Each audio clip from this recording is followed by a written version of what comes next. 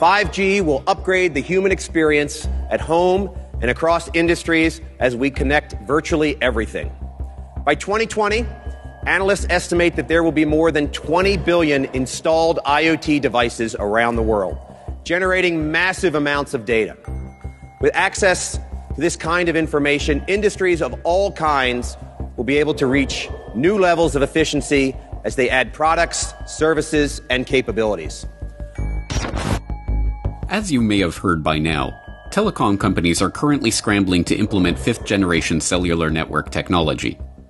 Dubbed 5G, these networks will make use of millimeter-length electromagnetic waves, also dubbed extremely high-frequency or EHF radiation, to transmit information faster than ever before.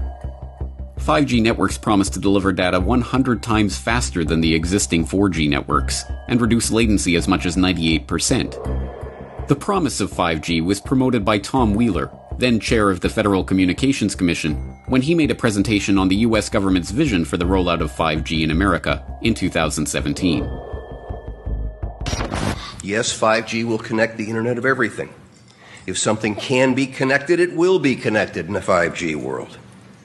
But with the predictions of hundreds of billions of microchips connected in products from pill bottles to plant waterers, you can be sure of only one thing.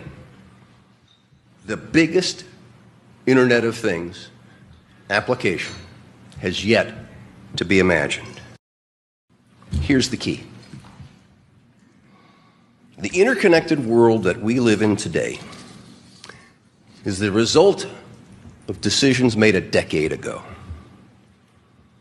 The interconnected world of the future will be the result of decisions we must make today. And that is why 5G is a national priority. But after the initial surge of hype that surrounds any new technology, the dark reality of this new 5G-connected Internet of Things is starting to come to light. The most immediately apparent aspect of this dark reality is the danger to human health that the 5G network's ubiquitous and powerful transmitters present. As an increasing body of research shows, the harmful effects of electromagnetic radiation present in current mobile technologies will be amplified by orders of magnitude in the much more powerful and much denser, extremely high-frequency radiation network that 5G relies on. As retired U.S. government career scientist Dr. Ronald M. Powell noted in his comment to the FCC on the proposed 5G rollout, this technology must be opposed because it would greatly extend FCC's current policy of the mandatory irradiation of the public without adequate prior study of the potential health impact and assurance of safety. It would irradiate everyone, including the most vulnerable to harm from radiofrequency radiation: pregnant women, unborn children, young children, teenagers, men of reproductive age, the elderly, the disabled, and the chronically ill. But another, even more neglected aspect of the 5G dark reality is that in a world where all objects are wired and constantly communicating data to one another through a 5G network, an Internet of Things, in other words, privacy and security would be next to impossible. Even the mainstream is now admitting that the unprecedented amounts of data flowing through the 5G network, from appliance usage to personal communications to transaction information, is a treasure trove that, if it were to fall into the wrong hands, would be a formidable weapon. Huawei wants to become a major player in 5G outside of China, but it's facing pressure internationally because of cybersecurity concerns dogging the company. The US is urging its allies to block Huawei from 5G projects in their countries. Maron says China is using mobile technology as a tool for spying, and he's seen the evidence. They are actually using it for massive surveillance against their own population. We looked on the Huawei equipment to the level of every single chip there, and what we found is not very pleasant. This is not a commercial company stuff. This is a kind of nearly a military-grade stuff. We have China coming in with their 5G network. All of the things that it's like we're living in 1956, and they're not. And they don't care about rights. They don't care about people. The implication of these mainstream pundits' pontifications is that 5G only represents a threat in the hands of the Russians or the Chinese or other supposed enemies of America. But what about the companies that are manufacturing these products? Why are the big tech giants who have so signally abused the public's misplaced trust for decades now to be trusted with creating big databases of sensitive personal information on every imaginable aspect of our daily lives? And why is the government of the US and its allies around the globe, governments that have been caught time and again illegally spying on their own populations and violently suppressing dissent, suddenly to be trusted as stewards of such a system? The truth is that the development of 5G networks and the various networked products that they will give rise to in the global smart city infrastructure represents the greatest threat to freedom in the history of humanity. This is the 5G Dragnet. You're tuned into the Corbett Report. The vision of the future offered by the proponents of this next-generation cellular technology is one in which every object that you own will be a smart object, communicating data about you, your movements, and your activities in real time via the ultra-fast 5G network. From the grandiose, self-driving cars and remote surgery, to the mundane, garbage cans that let garbage trucks know when they're full, everything around us will be constantly broadcasting information through the Internet of Things if the 5G boosters get their way. But beyond the glossy sci-fi fantasy presented in the slick advertisements for this smart world of the future is a creepy and unsettling glimpse into a technological dystopia. One in which social experiences are shared by strapping VR goggles to your face, and interaction with humans is reduced as much as possible in favor of interaction with machines, gadgets, and personal assistants that are there to cater to your every whim, for a price. And, as some are only now starting to realize, the price that one pays for this world of robotic comfort and convenience is control. Control over our data, control over our security, and control over our lives. We just hooked up the Nest maybe a month ago. Abby Laguidao and Conrado Casalo wanted something to keep their family safe, so they installed Nest, a smart home security camera system. What drives me crazy is yesterday was the only day I decided to stay home. He's always here. They never said anything, ever. Yesterday, Abby was alone with her 2 kids when she started hearing voices coming from their Nest. Then they started cussing and saying, "Shut the F up, you N-word." At that point, Abby had figured out that someone had hacked into their security system. Shut the f*** up. She called her partner, Conrado. Somebody is in the Nest and is watching us and is talking to us right now. I think within 5 years, most people will have at least... That is something out of a horror movie right there. Man, right. Can you imagine it? Like we knew something was going to go on? That scared... That yeah. Scared the tar out of me. That was a real jump.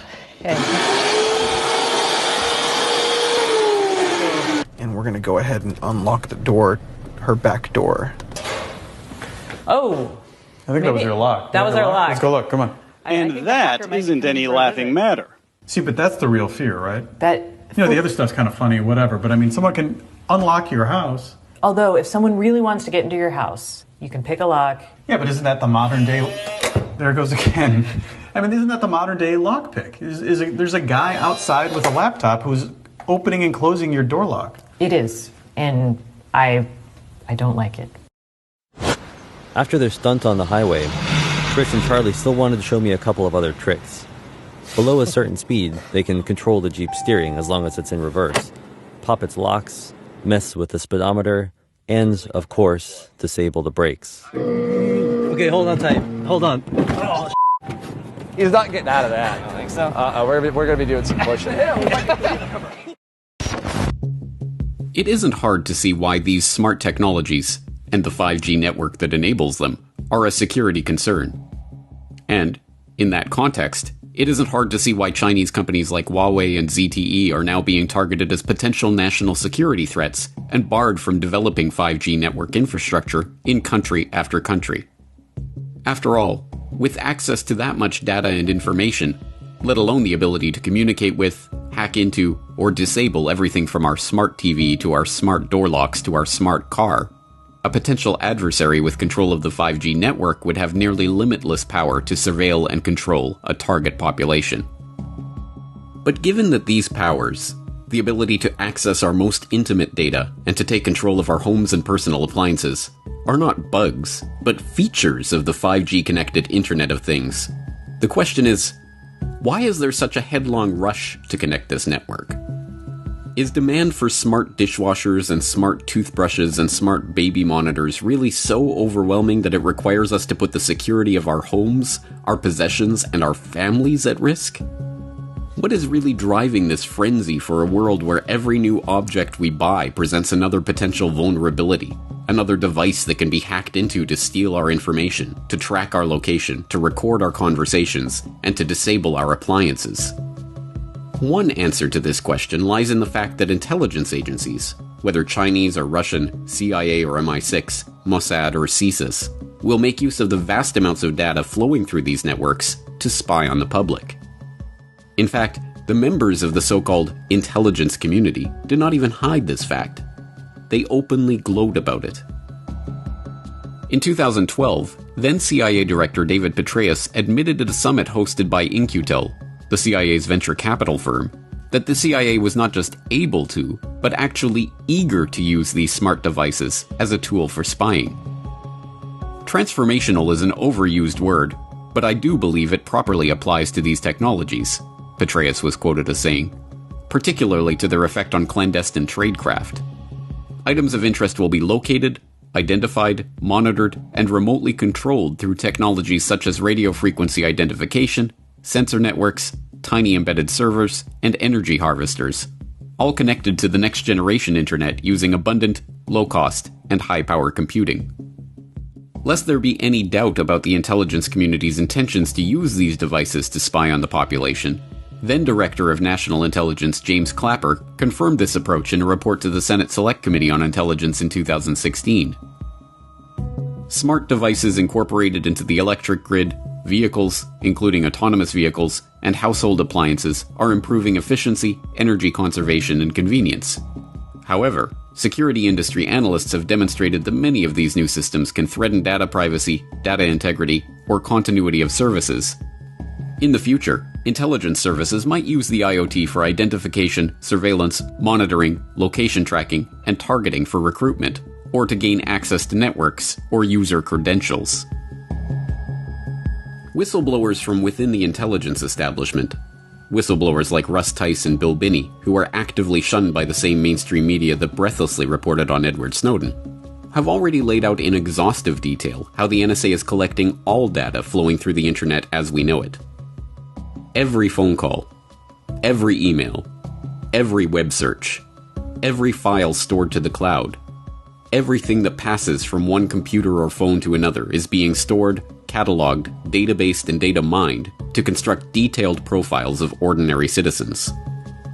But now that the 5G network is promising to deliver us not an internet of phones and computers, but an internet of things, from cars and watches to fridges and hats to milk jugs and floor tiles, when every manufactured object is broadcasting information about you and your activities to the world at large by default, and when it is discovered that opting out of this surveillance grid is not an option, the true nature of the 5G panopticon will finally begin to dawn on the public.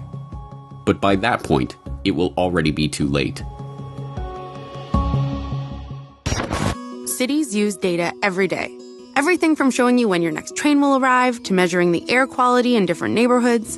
Typically, all this information is spread out across a ton of different agencies and companies in a bunch of different file formats and spreadsheets. But at Keysight, we have the chance to start from scratch and build a single, unified digital platform that's transparent, open, and accessible for everyone working to make our cities better. The leaders behind Toronto's first data-driven smart city are under fire tonight after yet another resignation. This time, a member of Waterfront Toronto's digital advisory panel quit and wrote a strongly worded letter on her way out, sharing her deep concerns about privacy and data control. I want to get some feedback now from the former Information and Privacy Commissioner from the province of Ontario, who, when last you were here discussing this very topic, you were kind of bullish about it. And then I just couldn't help notice that you